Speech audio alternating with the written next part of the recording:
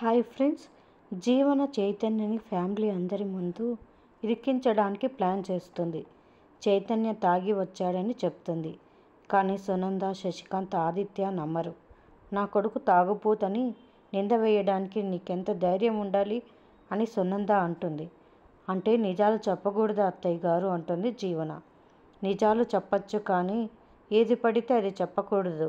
నా తమ్ముడు ఎలాంటి వాడో నాకు బాగా తెలుసు. వాడికి ఎలాంటి బ్యాడ్ హ్యాబిట్స్ లేవు అని ఆదిత్య అంటాడు.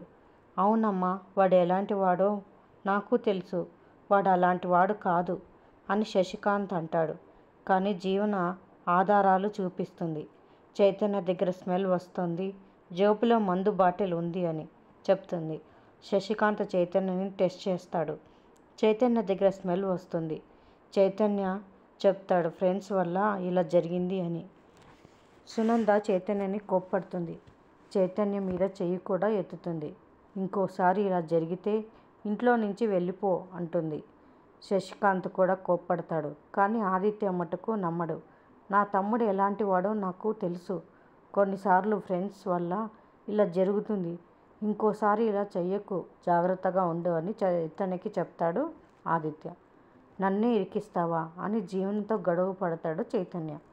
నువ్వు మారవు, ఇంక మీదట నేనేమిటో చూపిస్తా అని చైతన్య అనుకుంటాడు. మరిన్ని అప్డేట్స్ కోసం ప్లీజ్ సబ్స్క్రైబ్ చేయండి. Thanks for watching.